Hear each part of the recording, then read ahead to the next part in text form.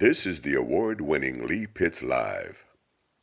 This portion of Lee Pitts Live is brought to you by Hodges University, celebrating 25 years of educating Southwest Florida. Southwest Florida, this man needs no introduction. He's the funniest man in all the land, the incomparable, the undescribable, the indisputable leader of the band. Joe Mobley is here, all the way from LaBelle. Hit me up, man, from the big city of LaBelle. Now, Joe Mobley got 2 mugs here. The comedian, the funny man. Now, why you got to be all extra, man? You come in here saying you want 2 mugs. You know, it got to be original, but you know, I got to have one for myself, and I got to sell one on the street. You know, this is Lee Pitts Live, man. You got to get one of these mugs, man. It's a Hey. very valuable asset. Hey, Joe, 25 years you got an autograph, too. It's going to be worth more money on Yes, there. yes, 25 years. I'm trying to tell you. This is going to be something worth something in like two weeks. Hey, Joe, come over show. Take my mugs, and then go sell them on the street. Yeah. See, that's the kind of guy Joe Mobley is. Joe, Yeah. people love your comedy, man. When I think about you, I think about D.L. Hughley. Mm-hmm. I think about, what's the guy named from Alabama? He does the church stuff. You talking about, The tall, slim dude. We'll think of it before we get out of here. yeah, because he was on Ricky Smiley. Ricky Smiley, I think about Ricky Smiley. Who do people tell you remind them of when they see your comedy? It's a combination of people, you know, because like my style used to be before I got injured. It was like wild and crazy. I was all over the stage, falling down, You're not able to do that anymore? Nah, it's like since I had a car accident in 2010, it's like it limited me. Now I'm more of a stand-up comic. Okay. You know what I'm saying? So I more like stand in place and tell jokes now instead of moving around and being animated so much. That ability to actually move around and be theatrical, that enhanced what you were doing, or do you still feel that you're still the GOAT, the greatest of all time? I'm still the baddest man alive. I feel that way. You know, every time I get on stage, when I get that mic in my hand, man, it's all about me. You know what I mean? And you know, and entertaining the people who come to pay to see me. I love entertaining in front of people because it brings out my life. You know what I'm saying? Because my comedy is about life. You know, it's not about just everyday things. I'm not a sit-down write guy. I talk about life experiences and how, you know, it could help other people through my comedy. So you're not really just telling jokes, you're just talking real Right, stuff. I'm talking real, man. It is real, it is real. Joe, how does it make you feel, and I've seen you perform, when you got hundreds of people, you tell the story, and you hear that big laughter that just comes screaming up to the stage? It lets me know that my audience is with me on what I'm talking about. They understand the subject matter that I'm talking, and they get it, you know. And that's the most important thing nowadays. The audiences that I've been performing in lately, they get it. You know, I'm a parent, I'm 45 years old, I got kids, luckily I ain't got no grandkids. And we all understand the parenting thing and being that guy who talks to your kids and having problems with your kids, and you know, we all understand that. So most of it about my family and my kids. Now, you're one of the biggest celebrities to come out of LaBelle, relatively small area just outside of Fort Myers. What does that do for your community when the children and other people see you on the stage like you are all around the community, statewide, and knowing that here's a guy who came up in LaBelle and now he's gone on to be successful? But the thing is, like, the kids listen to you more. Like, when they see you have prospered and did things well in your life, you have something to hold on to say, look, this is what you can do, you know, rather than go back and say, you know, I ain't got nothing to show for what I did, you know what I'm saying? I'm just back here, you know, just talking to y'all. I like to come back all the time. I just went to church Sunday in LaBelle, and my daughter has taken me further than I can ever go because she's in the church. Jaleesa Mobley, man, I love you, baby. She's in the church, and she keeps my name going in my community, but she's such a big part of the community as well, and she's carrying on my name. So it's so much easier to go to LaBelle with my daughter, you know, continuing my legacy. So yeah. If people want to get you to come out and perform, what type of events you perform at, and what do you have coming up in the near future? Well, you know, Lee, man, I mean, I've done everything. I've even done a funeral. And a lot of people say, how do you do a funeral? Well, you do a funeral. I mean, you make people laugh because it's a sad time. My next show is going to be at Tarantini's on October 16th. It's $20 admission. It's dinner. Seating is at 6:30, and it's going to be a great show. The show starts at 8 o'clock. Like I said, the dinner seating is at 6:30. It's going to be a great show. When you get that, tell me you saw Joe on Lee Pitts Live. Now, we have your phone number that's occurring on the screen throughout the interview. That's the phone number for your great manager, Wanda Mays. Wanda, Yes. I'm giving you some publicity. What's it been like having Wanda at the controls? You ever seen the Jeffersons, right? Remember Florence? Yeah, Florence. That's Wanda Mays. That's Wanda Mays all in that nutshell. Just the nicest person, always funny, always upbeat. Funny, always upbeat. Kind of look like the young, I'm telling you, Wanda, you look like the young Florence. Go ahead. Florence, I'm telling you, man, because look, she is off the chain, man. I mean, you know, we have meetings, and the meetings never, you know, Joe, you got to do this, and Joe, Her mind just be going. Yeah, right? it's like my mom all over again. You know what I mean? It's like, and I had to fire my old manager because he wasn't doing his job, and that was me. So I had to go get Wanda. Wanda doing a thing, though. I love Wanda. I know you mentioned children earlier on.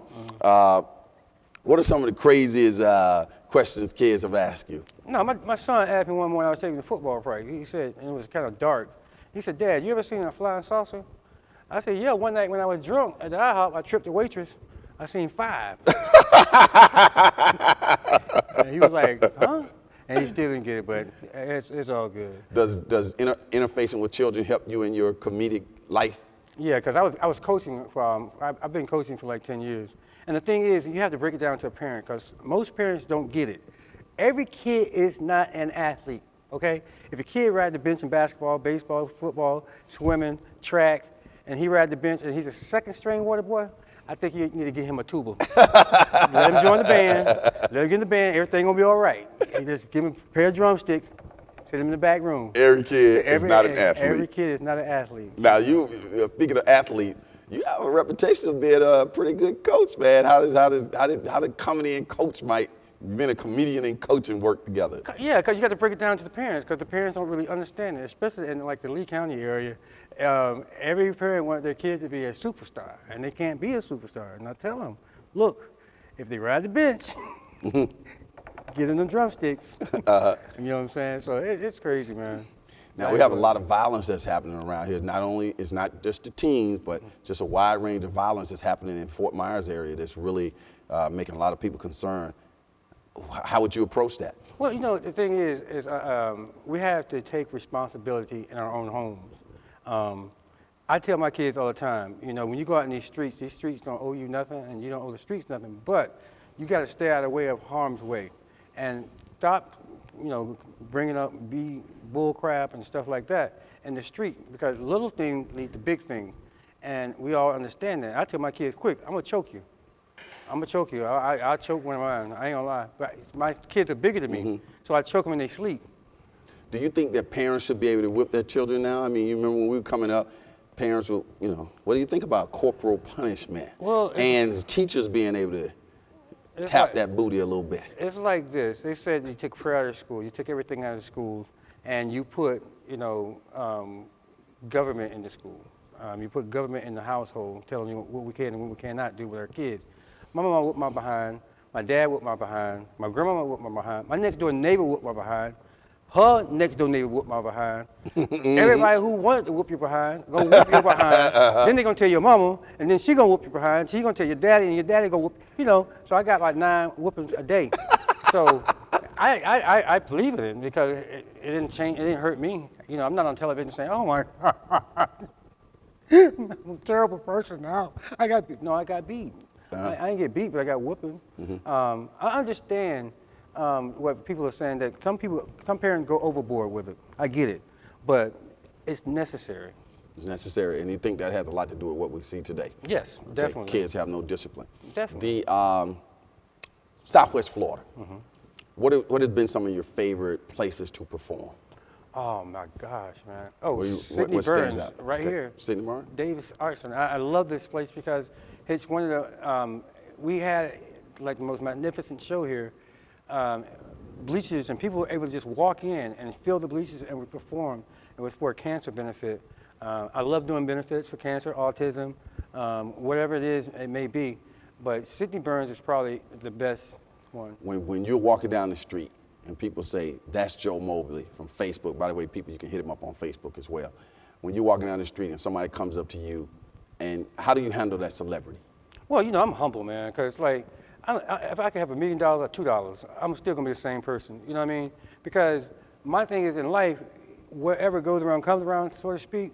And like, I've been shunned on by some major celebrities, Cedric the Entertainer, and you know, he kind of shunned me, and I was like, dang, I felt bad. I said, well, I would never do that to someone else. Like, if you recognize me and you tell me my name, and you say, Joe Mobley, I know you. I'm like, how you doing, man? I'm happy that people know who I am. Because I remember the first time I met you, I was at a First Friday, I would say about 5 years ago. I came into First Friday, Lee Pitts Live TV show and everything, and I was in there interviewing people and so on. You came up, you had your dapper hat on, your dapper clothes on. You said, hey, man, I'm Joe Mobley, man. You Lee Pitts, what's up? We need to get to know each other. I'm like, okay, well, what's up? And you told me you were a comedian and all that. And just from that first time, that vibe that you had, I said, I got to get this guy on the TV show. And you've been cool ever since. How do you maintain that down-to-earth boy next door, but yet at the same time, when them lights come on, you can click into the renowned comedian that you are? Child support. Child support makes you do anything, boy.